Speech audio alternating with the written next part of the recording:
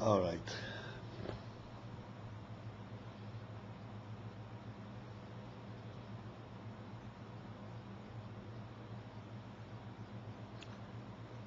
That's such an interruption.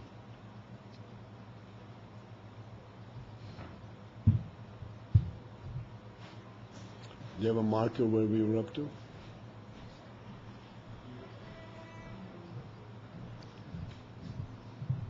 I suggest we go back to the second line from the top. Anun Aleph, Omnom.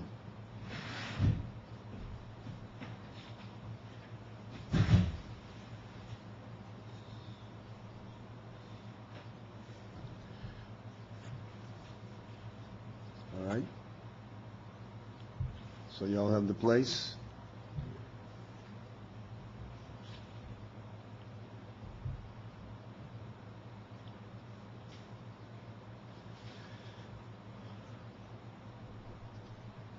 So, there is Havaya and Elikim.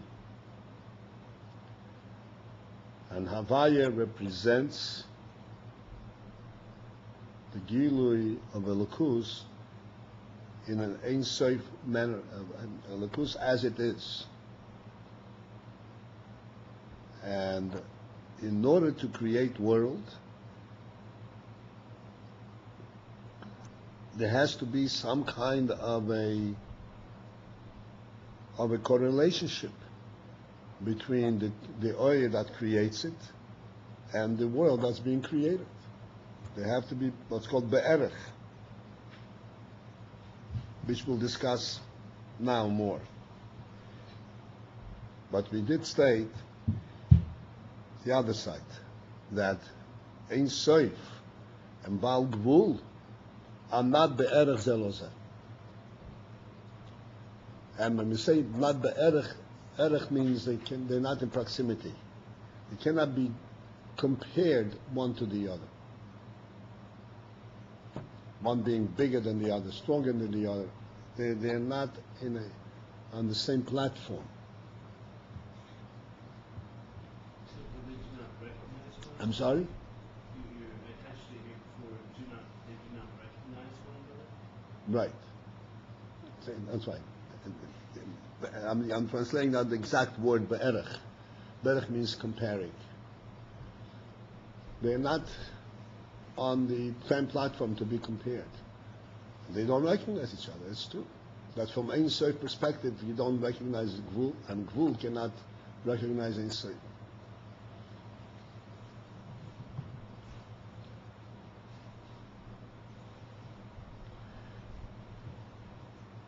Omnom, however,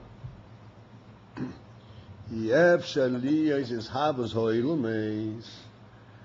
not possible that there should be the coming forth and the creation of worlds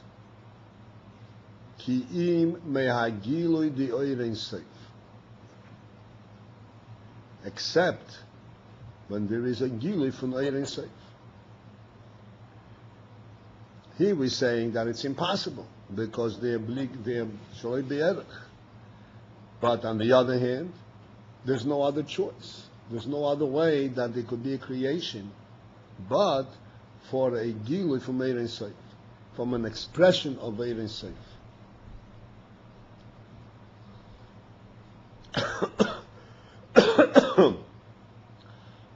Which we'll understand the next line.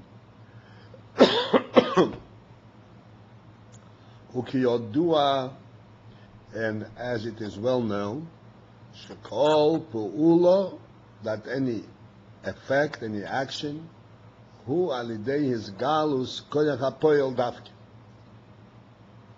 It is by revealing the koyach hapoel, the koyach that affects it.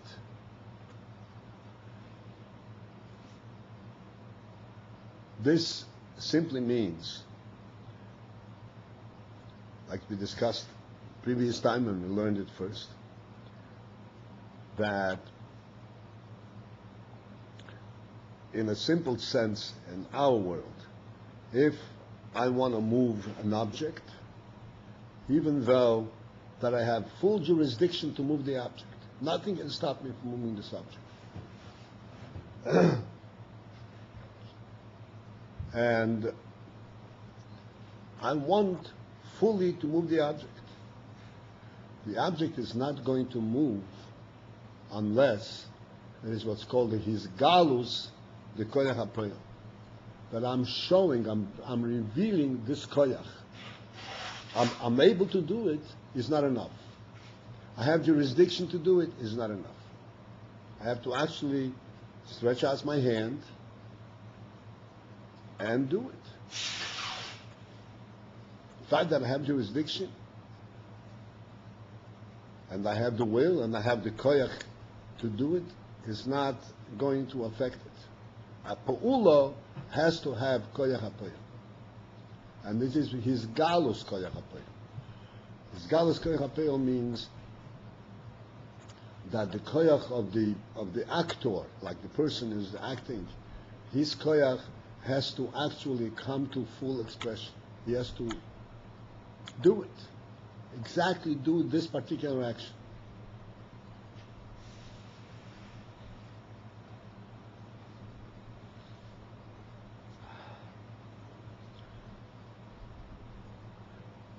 And therefore, since that all existence, there is no existence other than the koyach ein sof, than the ein sof. Therefore, all existence and all presence has to come from ein sof. Ein sof. This is the only existence there is. This is the real existence. And thus, in order for the world to come to existence, even though it has such an insignificant presence, and it's no big effort to create it, but there has to be an actual act, a revelation of koyach ein sof in creating it.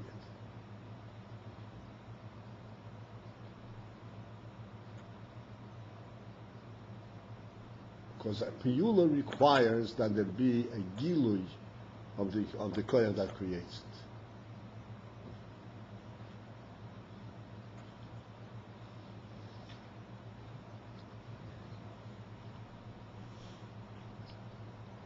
Let us understand this a little bit more meaningfully, more deeper.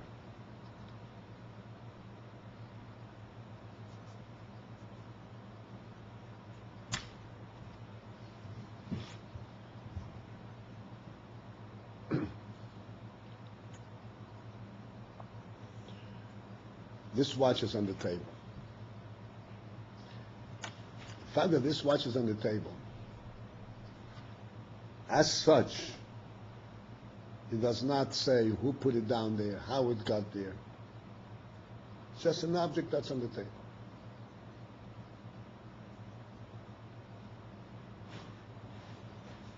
Despite that it doesn't reveal anything about how it got there.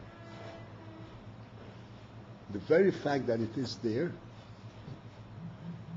automatically relates it to an action of having put it down.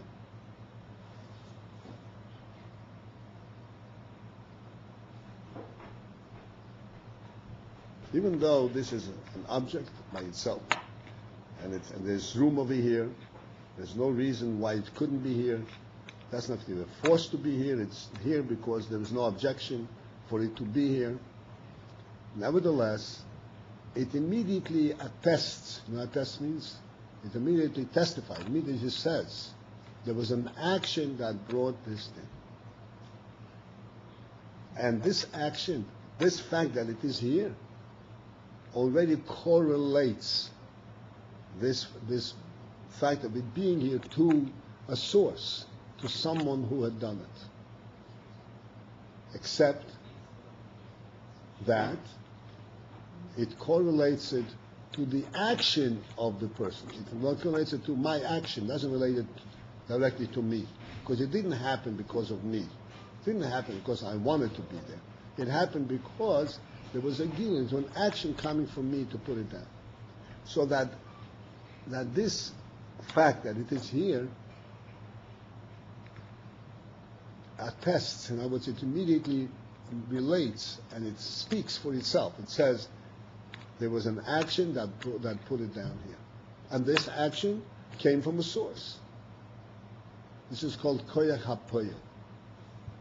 In other words, this action itself, my hand did not put it down. My hand didn't do it, didn't put it down. My hand put it down here because my hand was commanded by my will to put it down. And my will was commanded by me to put it down. So it is all related back to the very source of everything.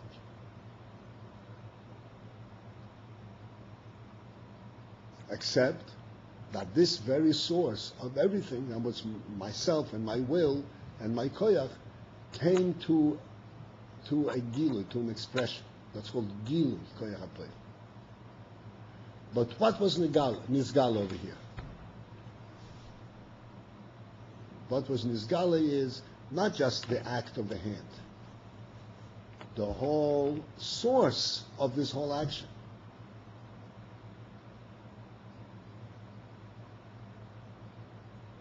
So in fact, what this watch represents, if you want to speak in human terms, in simple terms, this watch being on this place represents the fact that somebody wants it to be here. In other words, it's not the hand that put it down, not the act itself. It is the source of it. It is my will and it is I who wanted to be here. And this is why it's here. Except it came through a gilui of that, an expression of that will.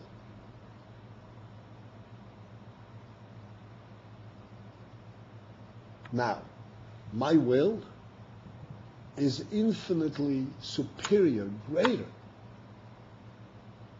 and much more spiritual. There's much more force of life in my will than the fact that the watch is lying over here. And in order for this will to be translated into an act of moving the watch, putting the watch over here, it had to go through various stages until it translates in a simple act. But that simple act is actually a revelation of a much deeper, a much greater, an essential, the essence, the essential aspect of the numbers.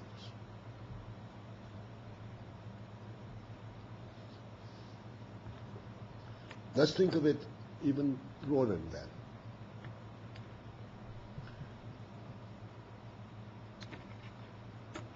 This watch could be here for one of two reasons, simple speaking. Either because I didn't want it to be someplace else. I didn't want it to be on my hand, so I took it off my hand. And then, to be honest, I put it wherever I can put it. Or it is here because I want it to be here.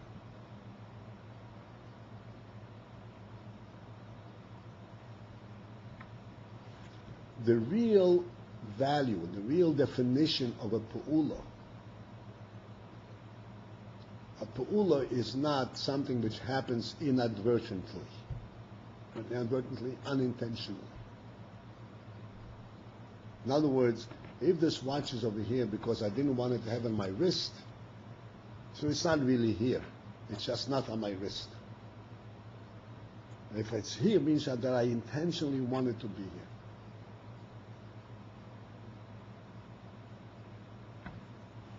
So therefore, why did I want it to be here? Because from my perspective, from my will, from a deeper sense of that's in me, it says that it's right that it should be here.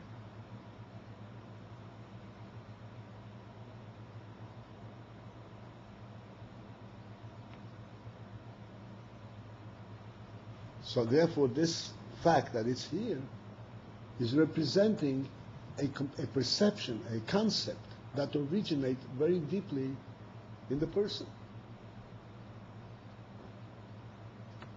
And then it goes through the ranks until it's nisgala as an action. You understand?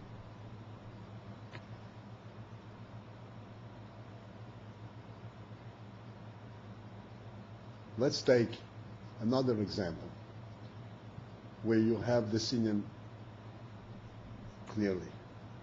These tables are set up in a certain way.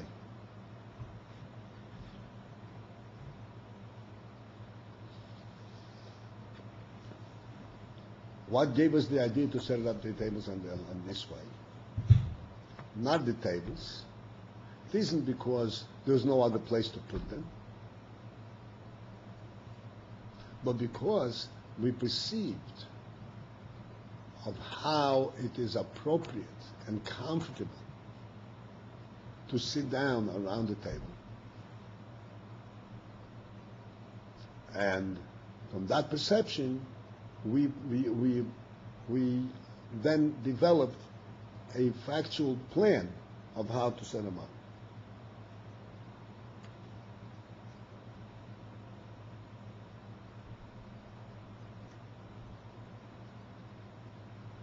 Which means, again, this design over here is a very simple thing, put tables like this, but actually it represents a human concept, which originates in the will that says this is conducive, this lends itself, this makes it possible comfortably to sit and learn. So therefore this setup actually represents a concept that originates in the will of the person and in the seichel. But it will not happen unless this seichel and this will translates and reveals itself at a much lower level.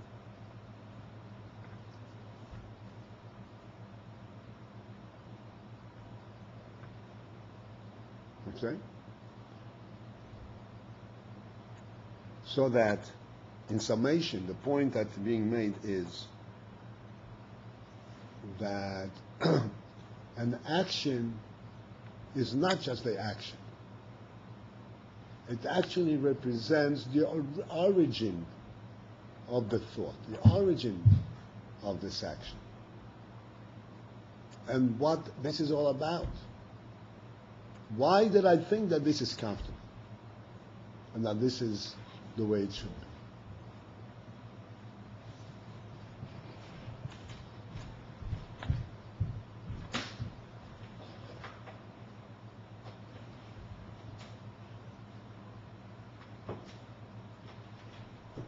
This is called Gilui of Koyach HaPoel B'Nifa.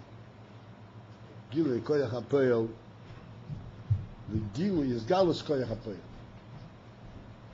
Poel is, who is the Poel? The human being. The human being conceived this idea. And this Koyach HaPoel now came to be Nizgal. So it is the will of the person that made it like this. The will of the person is Shaloi Be'erech to setting up tables in a certain order. So we have a contradiction here. The will of the person has to be Nizgal in order to set it up. But the will of the person cannot set it up, cannot relate to tables. There's a concept, an idea.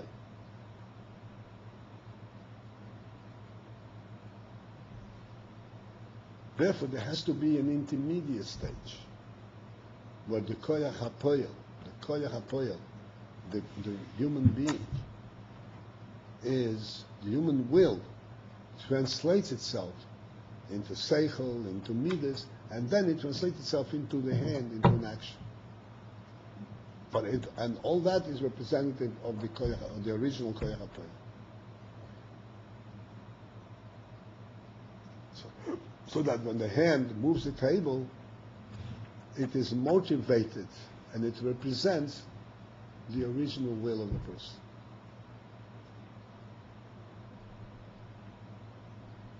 And the same inyan is l'mayla. His havos has to come from Shem Havaya, because that's the koyach hapoyel. This is the source of all existence.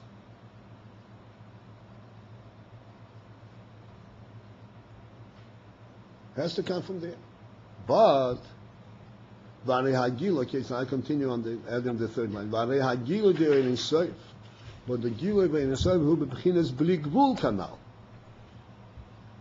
He's in the bli gvul stage. Ve'ein be'erech ha'ilams. And it is totally not in proximity of worlds. How can Ein Sof affect worlds? And yet that's the only way it can happen.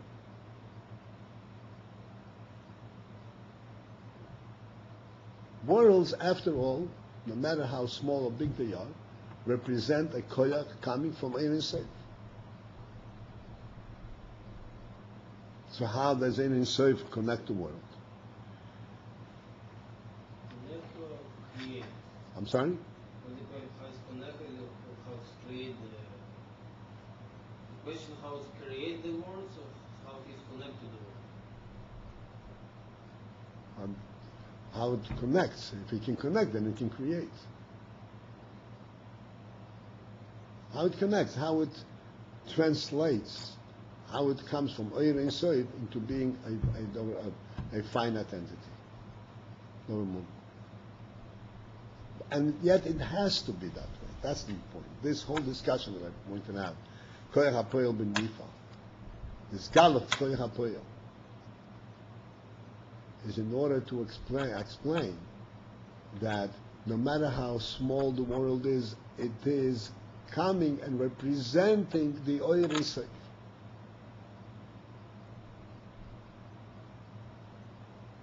Because that's the Koyach HaPoel.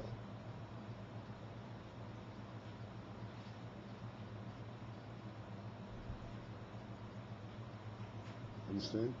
Okay. So, seeing that the Ein Sof is bli gvul, the Ein be'erech ha'ilamis, so how does it then correlate to worlds? In a zeh hu inyan Shem Elokim. So thus, this brings us to recognize the function of Shem Elokim. This is in fact the function of Shem Elokim. Shem etzam tzei mumali mumaster zo'er Shem Havaya.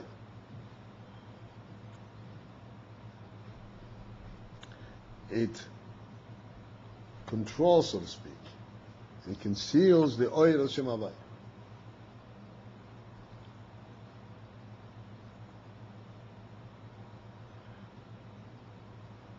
And these words, Metzamsim Umalim Master Zoel Shem Havaya, we will discuss in a few moments. The who, and that effect is, that symptom is, consists of the following. Shemisalem bechinas pnimius v'atzmius ha'oy Shem Havaya. That the pnimius and atzmius of the oy Shem Havaya is concealed. Ve'enoy meir rag bechinas ha'or chitzenis mimenu. And what remains shining is only ha'or chitzenis of the pnimius and atzmius of the Oyer Shem Havaya.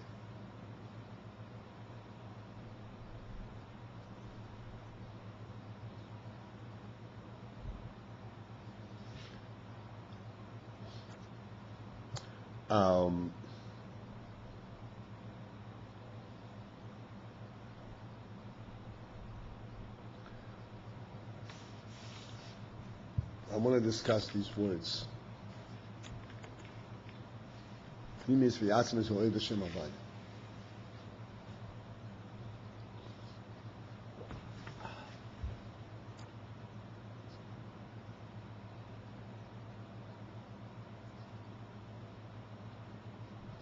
Shem Havaya, this is the Oir Ein Sof. Oir Ein Sof means that there is no limit.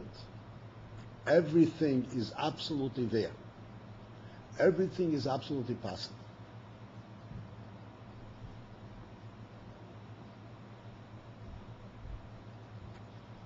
When you make an action, you move this watch, you're doing a specific action. This particular thing. Oir Ein Sof is the pshat that there isn't a specific action, a specific koyach. This is Ein Sof. Everything is possible. Everything is there.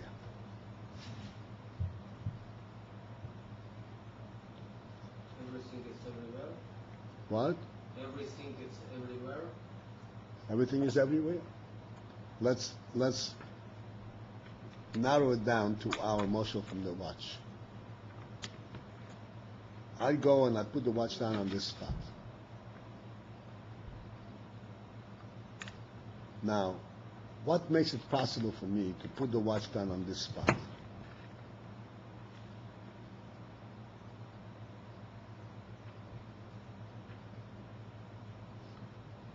Before I put the watch down on this spot was an open spot that allows anything to be put here.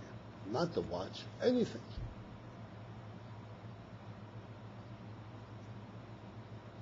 When I put the watch down, I have now defined this spot that actually contains every possibility to be this specific possibility.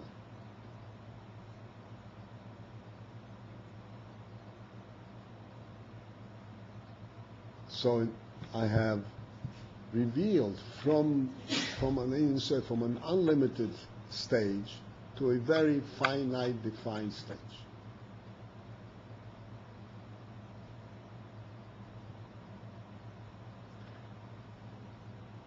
This finite defined stage, even though at this moment this watch is occupying this space, but it remains true that the reason that the watch can be here is because this space actually is unlimited. It can accommodate anything, which is why the watch can be here. It remains unlimited space, but I have revealed from the space a limited and a finite quality, that it can also hold a watch. You follow me?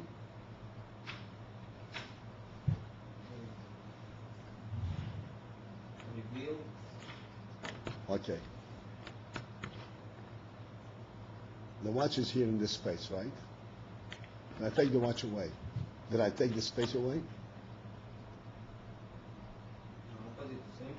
What? Opposite, you make the space. Okay. And when I put the watch down, did I now make less space? Yes. No, I didn't. The space remains there all the time. Except I am using this space in a limited fashion. Whereas now it is unlimited, undefined. Now it is defined. I'm using it for a specific purpose. I'm taking something which is not limited. I'm using it for a limited function.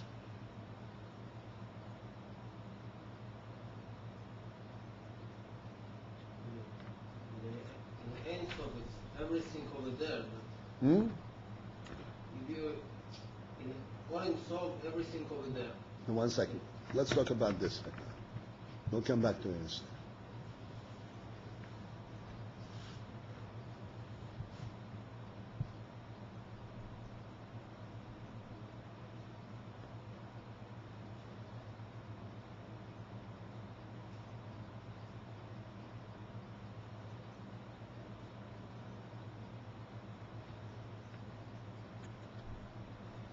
like I explained before, that any specific action relates back to the origin. And the reason it's possible is because it originates in something which is much greater, much truer.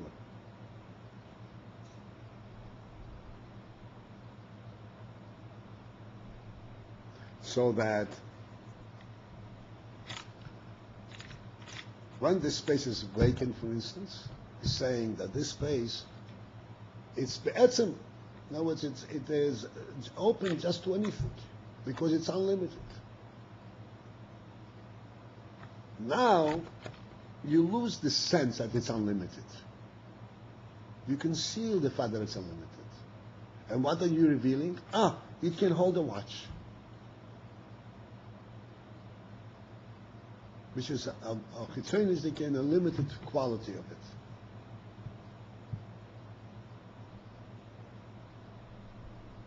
The watch does not capture all the possibilities of space. It conceals the limitlessness of it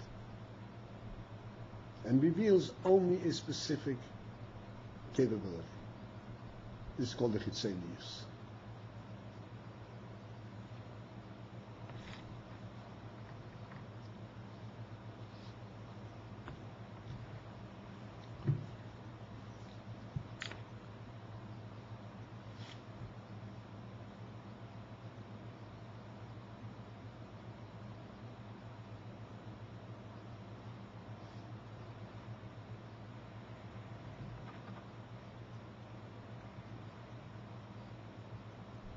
The same thing, you take open space, ground,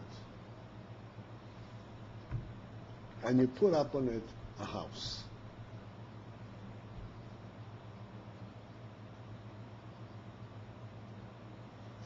So the house is utilizing this open space, which is completely unlimited. You can do anything you want. Right? And you identify it and focus in on one specific thing.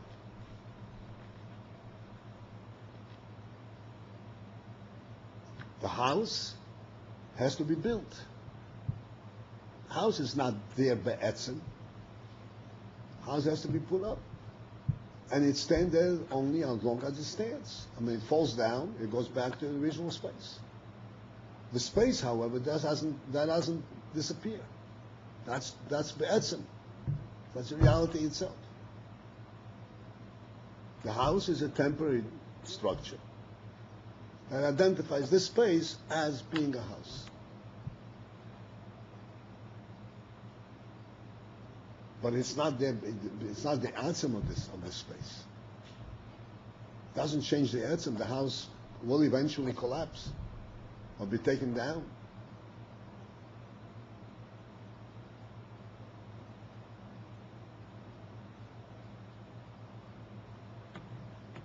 Atzem of the space, you can do with it whatever you want. The atzem, this is there all the time. Then you take a chitzonizik and you say, I can put this, I can do this. This is the pshat, the Shem Havai and Shem Alekim. Shem Havai, this is the etzem, and Elokus, the etzem, the presence. Shem Alekim conceals the limitlessness and the pnimis and the atzmius of Shem Havai. That is the etzem present. And it allows to be occupied, to be revealed in a created fashion. A limited this. It has this, it has this, it has this. But the space in Etzem is empty, it's nothing. And when I'm solving Etzem, it's like mysterious. Like everything over there. No opposite.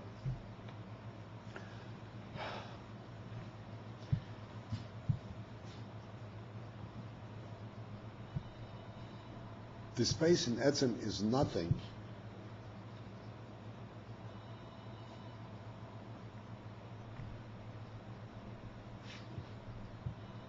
Only, let me just give you an analysis of what you said, and you'll see what it is. If I sell you a house, the Gemara speaks about this.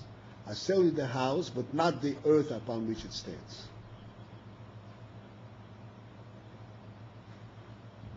You can live in the house as long as the house stands.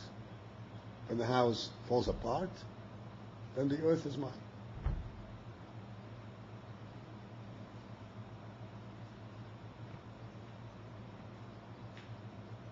So is the earth something or nothing?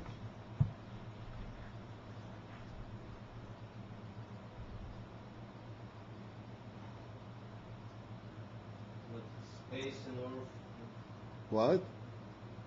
space is, earth is not, earth is Kitzonius with the space. No. This is the This space you have an earth. this is what exists. The etzem. Fundamentally, this is what exists. What's called real estate. This is the real thing. Now, temporarily, you put up a structure. Space can be not in the real, not in the earth. Space can be in the arrows.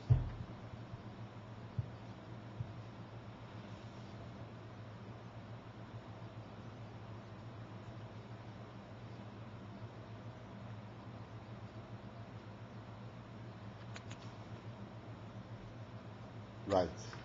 So to speak in terms of space in the air, that will require a much broader discussion of our England. That the etzem, when the Rebbe created the world, says, well, created as a shamayim bez va'oretz. And by creating shamayim va'oretz, it says he created everything. Even though there was nothing there.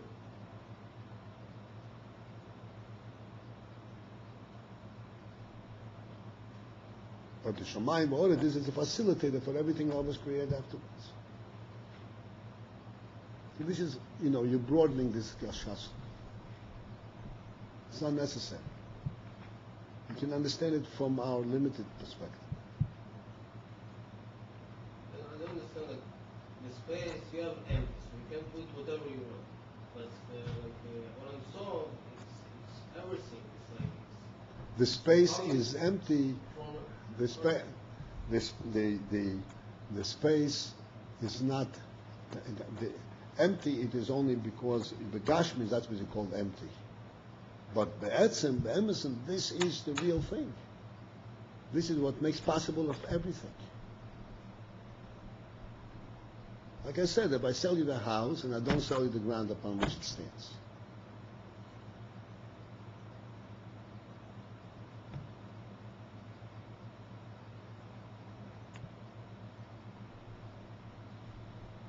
There's halachas about this. not in thought like everything is over there, but Shem Elohim make only reveal one part from it. That's right. It reveals the chitzonis of Shamavai. Shamavai, this is the pnimius and atzmis of existence.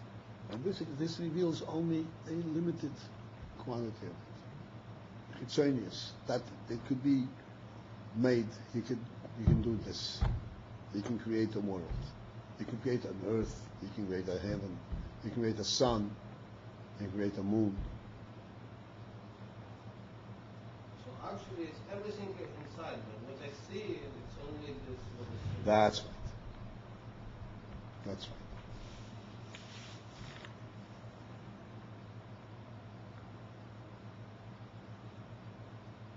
This is what we're going to say, that the Emerson Oyer Sof is everywhere. And that's the real basis for all existence. But you don't see it. Because the Shem Elohim, that conceals that essential presence and reveals only an act, a specific act. Doesn't start. Where starts Shem Elohim? Right after the Tzimtzum.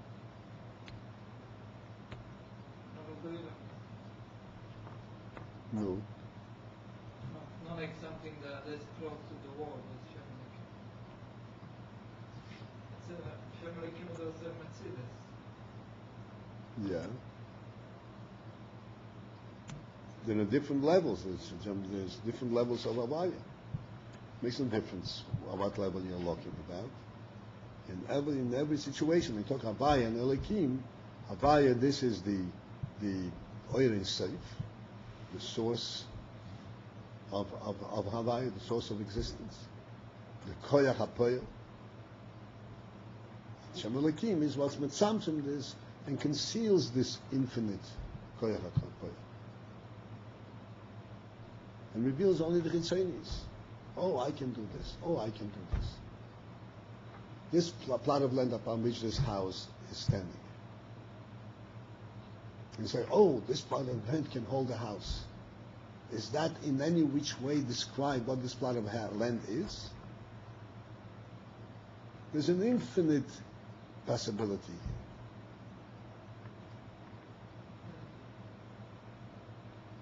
Doesn't describe? Only takes the Chitzonis. Of in essence that it is there. Like I said, the example of the Gemara is perfect. You can buy a house without buying the plot of land upon which it stands.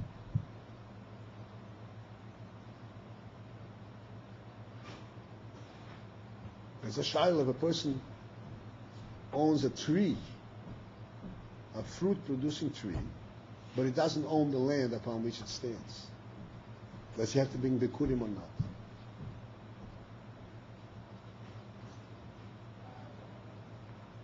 It's history, but he doesn't own land. It's not the real thing. It's not on his land. It's called Meicher Ilon Lepeireisa.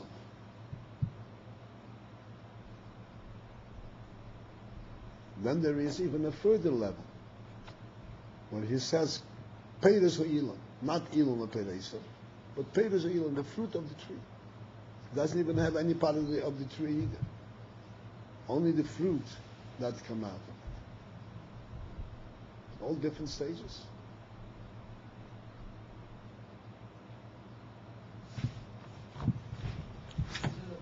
Was that still? I don't understand, sorry. No, one second. Yes, sir. I understand. Listen to me. Did you follow my discussion here? Yeah. Okay. Is there anything that you have a question about what we discussed? It says the darkest Shem Elikim is from after the Tzimtzum of Shem. One second. What are you talking about, Tzimtzum? Did you understand what he explains over here? That Shem Elikim is Salam Pnimis V'Atzmas O'er Hashem Avaya. Ve'ina Meir Ad Bechinas Ha'orach Yitzenis Mimeno. Do you understand these words? Huh? You do? Yeah. When it's Madim Shem Avaya, it's not Kolul. What? Shem Avaya is not Mugdo that this thing is Kolul in Shem Avaya. It's Shem Elikim takes the out of Shem Avaya, but Shem Avaya is not Mugdo in this thing. That's right. Not Mugdan in this thing at all. But Shem Havaya, this is the Pnimis Atzmi Zohar, which is unlimited. And Shem Elikim concealed the Pnimis Atzmi Zohar and says, no, you know what's there? Oh, I can put Marachim here. I can put a house over here. This is what's there.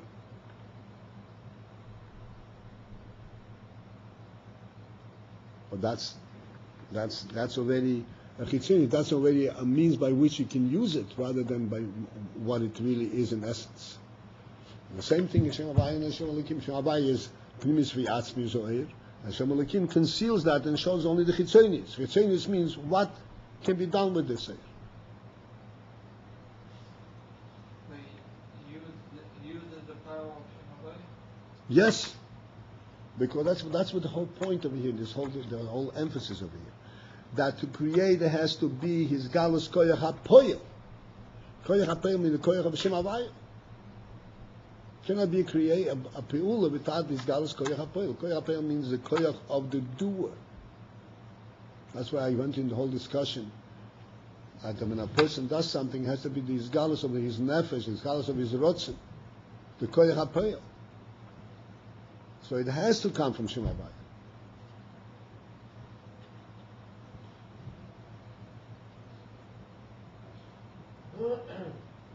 But Shem Elikim takes that oil of Shem Havaya and conceals it so that it becomes something that can relate to oil, becomes a nechitzaini. Let's understand in our moshel, we can understand it clearly, Yossi and Chaim. What is the difference between the house and the earth upon which it stands, the ground, in our concept, in our moshel? The house is something that we can practically relate to. It's in our world. Do I know what this is about? The ground? I don't know what it's about. It's not in my world. It just exists. It's not in my practical world. When you travel out in the country, right? You have miles and miles and miles of uncultivated land. What is that? Nothing. Come to the city. Oh, that I can relate to. I can understand what this is about. And I don't even look at the land, and I look at the houses. And on the streets. Not even on the land. This is what relates to world.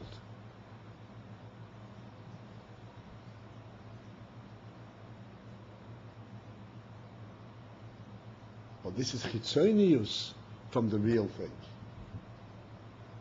Because that's not the real thing that's there. This is, one day it's here, the other day it's not here. Something that human beings made.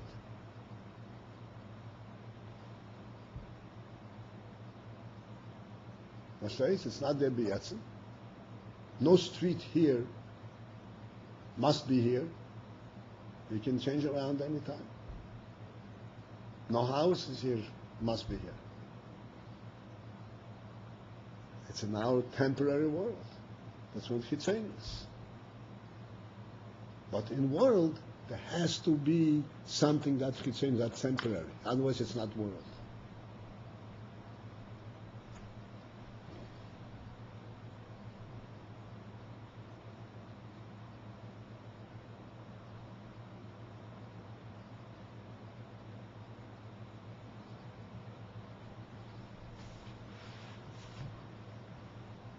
Did you hear Yosel?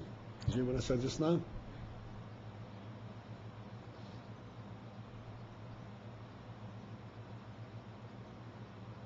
And this is what I'm repeating this line because every word over here is not just words. They're teaching us something. But this last line I want to emphasize. Hine zehu Shem Elikim. Zehu in Shem Elikim. This is the function of Shem Elikim. And what is it? Shemitzamtzem umalim umastir as ha'oida Shem Havaya. It limits, it contracts, and conceals the oil of Shem Havaya. What does it mean to conceal the oil of Shem Havaya? What happens with that oil? So explain like the who, and the effect of this is this. What is it concealed and what does it reveal? Shemisal and bechinas pnimis v'yatzmis ha'oida Shem Havaya. The bechina of pnimis v'yatzmis ha'oida Shem Havaya. Shem Havaya is an atzmi, that it is a primary and fundamental presence that becomes concealed. And what comes through Shem Elikim? Ra bechinas ha'orah chitzenis mimenu. Only a chitzenis dike ha'orah from it. That means, like we said, what's a ha'orah chitzenis? Oh, we can have this, we can have this. All kinds of things that are temporary, that are within time and space. But Shem Havaya is not in time and space. It's unlimited. It's a primary presence.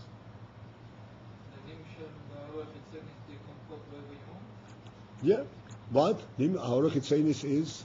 You can put wherever you want in a place. No. The Haor Chitzenis is the limited thing that you put. Haor, the nimshal, when you put whatever you want, that's Pnimis. That's Be'etzim.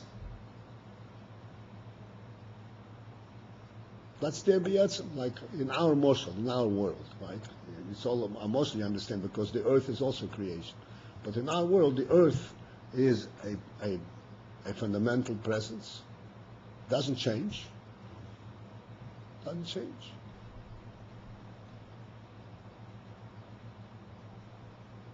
When you build a house on the earth, you don't change the earth. You just build a house on this space.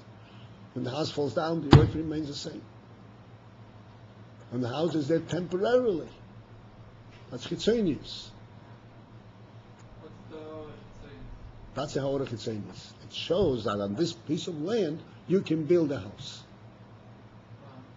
But the Haor Chitzonius is not coming from the clean place. It does not, it is, okay, here is how it happens in our moshel, okay? In our moshel, it will be like this. You have, like you said, open space, you go in the country, you have miles and miles of uncultivated land. Okay? Then people decide, okay, we're going to establish a community right here. What do? They cut down the trees, straighten out the land, and they plan it out. It's called urban planning. They said, okay, this is a street, this is a street, this is a street, this is a street, and this is a street, and like this. Now, once you demarcated the streets, what do you see over here? Oh, here's where I can put up a house. But nothing has changed fundamentally. But what you have taken out of this is the chitzonius. Now it's a very superficial aspect. I can plan it out and put a house here, and I can have access to it, to the streets.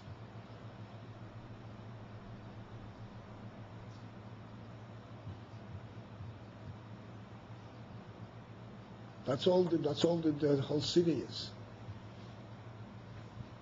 It's temporarily defining the land in a certain way.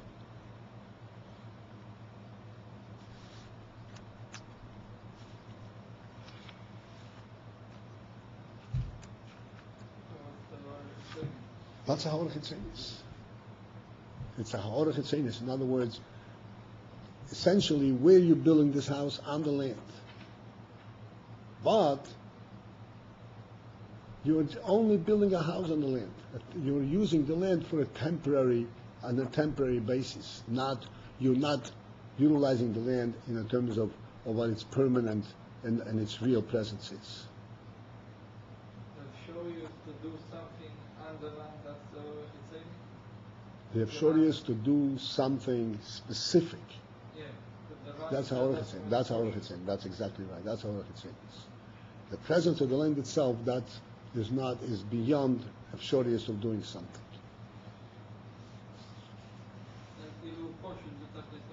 Right.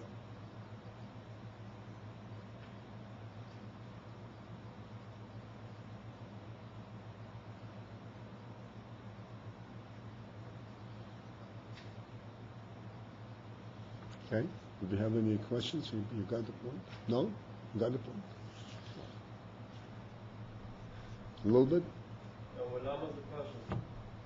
Mama's up, ma pashut. You agree when you said that it's pashut? It's pashut means it's unlimited, huh? The pneumius, No, the pneumius.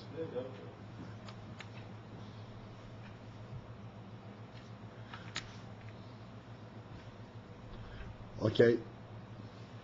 Two more, huh? Also, the Shem Havaya is not the essence, right? I mean, after all, there's the essence. No, Shem Havaya is not the essence. Shem Havaya is the etzem ha'oyer. It's not, it's just the koch ha'poel.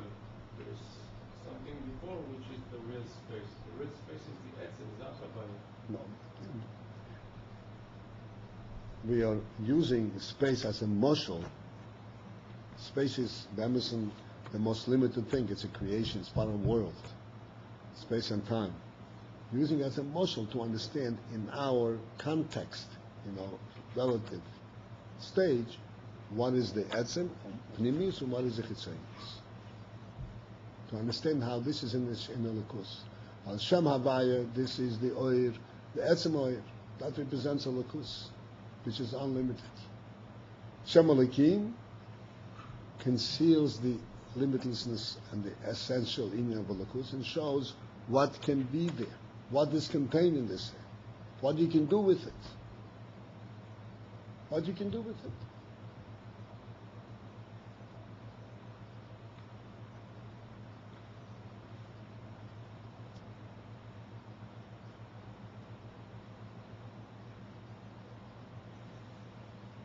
The ha'ora zu, we'll learn 1.5 more lines. The ha'ora zu, and this ha'ora chitzonius, that the Shem Elikim reveals, allows to come out from the Shem Havaya, mislabeshes bikelim, there's a sphere zatzilus. This further is imbued in the kelim of esa sphere zatzilus, bebechinas his chalkus, chochma v'chesed. But now there is a chalkus chochma v'chesed. There is now a subdivision. There is chochma, there is chesed, and gura, and tiferes. Different qualities in the oil. That's revealed to the kelim. To make a kelim. Shem Elokim is make harach yitzonius. The kelim also from Shem Elokim. Yeah. So he do two actions. Reveal the yitzonius ha'ora and make a kelim. Right. When the chitzonius ha'oyer becomes fully identified, it becomes a kelim.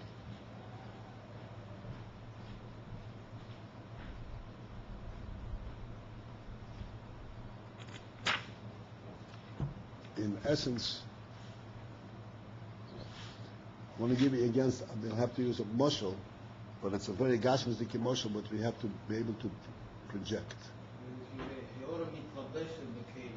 That's right. Ha'ora mislabeshes b'kelim.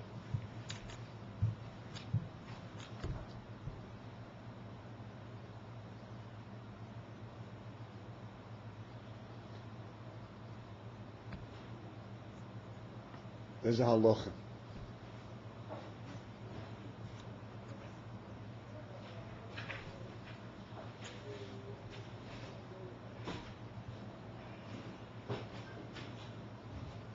That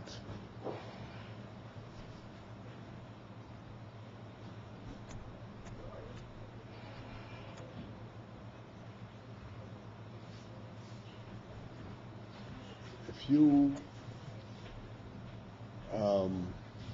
make a bag, a tefillin bag,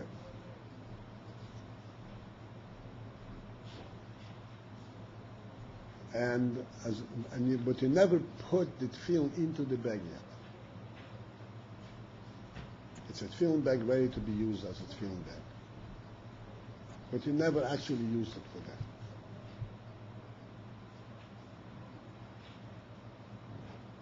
Then it is a plain bag. You can use and you can put anything in there.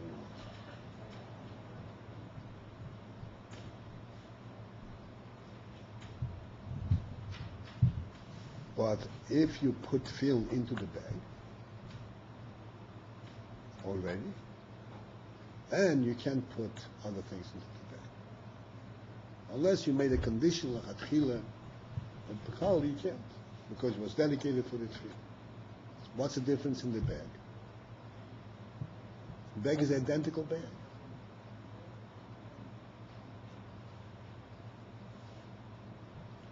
And you intended it to put film in there. So what happened when you put it in there? The difference is that when you first made the bag,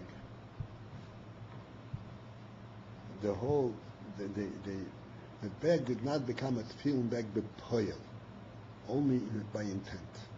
So it is only in your mind. When you put the film in it, then it became b'poil, a film bag.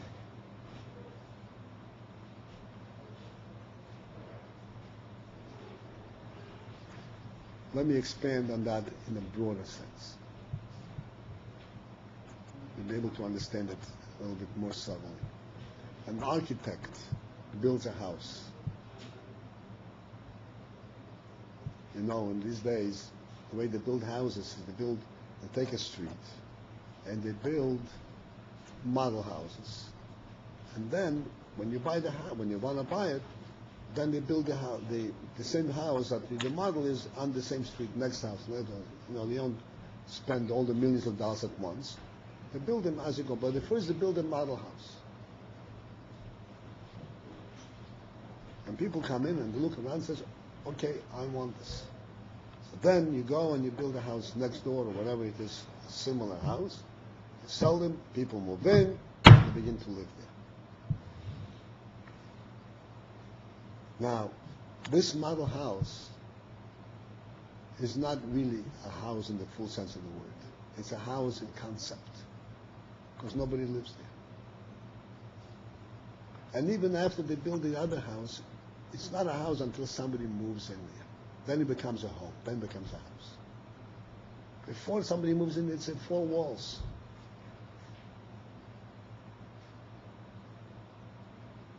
So at that time, it is still essentially the idea of the architect. It didn't become an entity unto itself. It's still the idea as it exists in the architect's mind. When does it become an entity unto itself?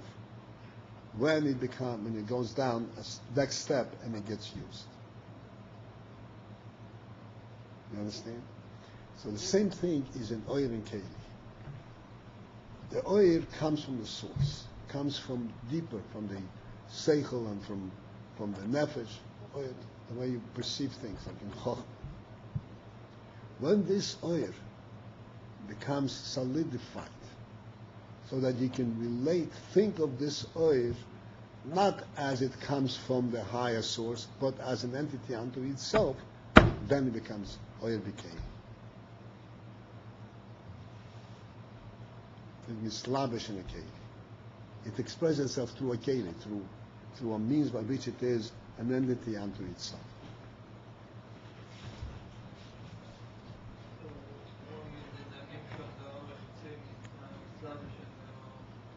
The Orech HaTzeilim is an oil and lavish in keli, and becomes. With me?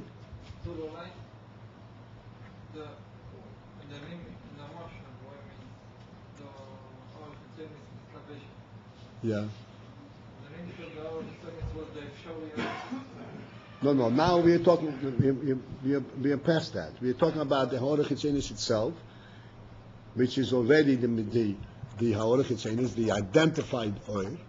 Oh, I'm capable of doing this, and that's mislabish in the kelim, where there is, and that's the Sfirat Atzilus, and the begins is Chalkus Chochma v'Chesed.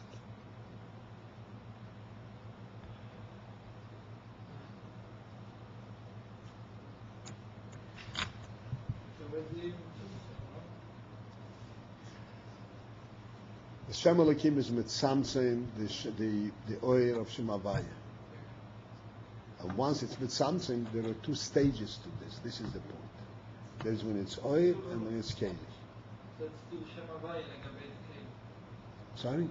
To Shem Havaya legabe the keli. To Shem Havaya legabe the To keli. Shem Elokim. Shem Elokim creates the keli. What? Yeah, but legabe the keli, it's to Rola. And this oil that the Shem Elokim identified, the Chitzonis Oyer, there are 2 parts. There is the Chitzonis Oyer as it is related to oil, where it is through its Chitzonis, but it's Chitzonis of oil, but you can see that it comes from Shem Havaya. And then when it becomes Keli, when it becomes an entity unto itself, definable on its own. Like for instance, I don't want to confuse you, but like originally we said, when this watch is lying here, at first glance, it's just lying there. You don't see the person who made it. You have to think back and say, oh no, somebody put it there. It becomes a mitzvah unto itself. That's what when it becomes Eretz Mislavish in a keli. When it becomes an entity unto itself. But in order to become an Ein Sof, first it has to be an assumption and become an oir of a specific inyan. Chitzoyni, oir chitzoyni. Then it can be Islamic king.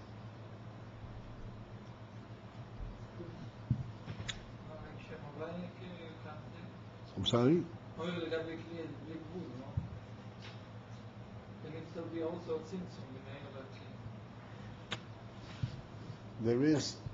There is what's called hisabus oir. The oir goes lower until it becomes identified on its own, like chesed and chochmah. The oil atzmo, there's already the gather of A what? And the oil atzmo, there's already the gather of chochmah and chesed. Right. But at first you don't see the gather of chochmah because you see how it comes from the source, from the Hashem Havai. Even the oir chitzoni. You see how it comes from. Like I gave you the example, you build a house, it's a chitzoni, but it's still not a real mitzvah unto itself. It's just a structure on the ground. When does it become really a separate mitzvah? When somebody moves into it and becomes an entity unto itself. You understand the allusion, the analogy? I'm sorry? That's right, specific. Then becomes a real house. Then it's no longer the architect's idea. Then it is a real thing. Why is that stuff? Sorry? Why is that stuff kind of civil? Why does it say about oil before? Because that's where really the chalkus of the Hesed Spheres, it begins in Atzilus. Yeah, but there's also tzimtzum before. Yes, but we are talking about Shem Havai and Shem Elikim in relative to us, relative to the creation, to Bria.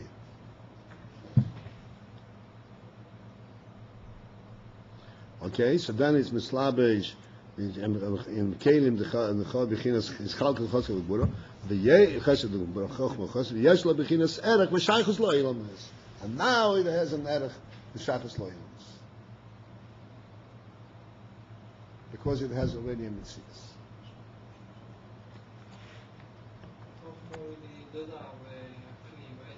Yeah. There's a Kli HaChochma, there's Kli HaChesed. Like the same Kli? No, different Kli. Kli HaChochma and Kli HaChesed is not the same. Means Kli HaChochma, like the Chochma and the Mensch, the same thing as the Chochma and the Tziddik? Chochmah in the Mensch is only a mosel for Chochmah Datzilus, but yes.